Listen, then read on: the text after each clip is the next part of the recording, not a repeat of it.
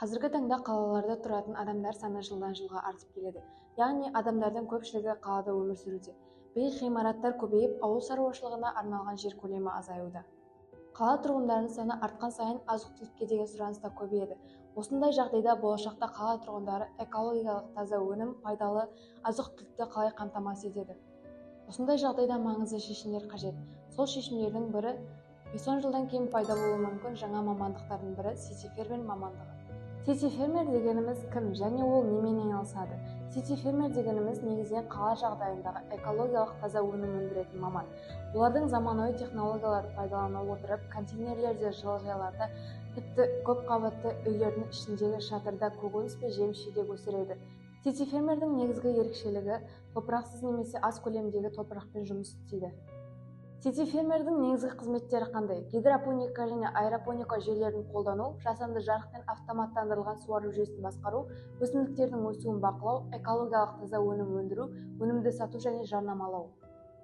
Сити-фермерлер көбінесе салат жапырақтары, құлпынай, қызанақ, қияр, хош иісті шөптер секілді тез өсетін әрі сұранысқа ие өнімдерді өсіреді. Мұндай өндіріс қала тұрғындарын азық-түлікпен қамтамасыз етеді. Сити-фермер болу үшін қандай білім мен қабілет қажет? Биология пәнін жақсы білу, экология негіздерін түсіну, ақпараттық технологияларды пайдалану, кәсіпкерлік қабілет, жауапкершілік пен ұқыптылық. Сити-фермерлер көбінесе қандай технологияларды қолданады? Гидропоника, яғни өсімдікті топырақсыз өсіру әдісі.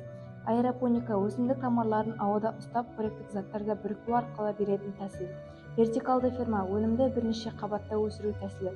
Бұл әдіс кеңістікті тиімді пайдалануға мүмкіндік береді. Смарт жылыжай, температура, LED, жарықтандыру және автоматты суару жүйесі.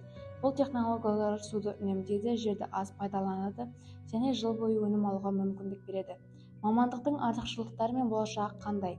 Экологиялық таза өнім береді, өнім жыл бойы өсіріледі, су үнемделеді, жер аз пайдаланылады, қалада жұмыс істеу мүмкіндігі артады, табыс табудың жаңа жолы ашылады, қала ішінде өнімдерді тасымалдау шығындарын азайтады. Сити-фермер мамандығы бойынша мынандай ұсыныстарды ұсынамын. Бірінші, білім беру жүйесіне енгізу. Мектептер мен колледждерге агротехнология және сити-фермерлік негіздері бойынша арнайы факультативтер мен курстарды ұйымдастыру. Жастарды қолдау. Жас кәсіпкерлерге арналған гранттар мен мемлекеттік бағдарламалар арқылы шағын сити-фермер жобаларын қолдану. Заманауи технологияларды дамыту. Қала жағдайында өнім өсіруге арналған гидропоника, аэропоника және вертикалды ферма жүйелерін кеңінен енгізу қажет. Қорытындылай келе, сити-фермер мамандығы қазіргі замандағы өзекті әрі болашағы зор мамандықтың бірі болары сөзсіз. Алдағы 5-10 жылда сити-фермер мамандығына сұраныс артады деп ойлаймын.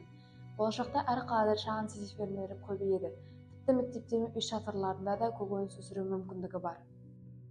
Бұл мамандық қалалық өмір мен ауыл шаруашылығын байланыстырып, қоғамның дамуына үлес қосады. Сондықтан бұл бағытты қоғам үшін маңызды деп есептеймін.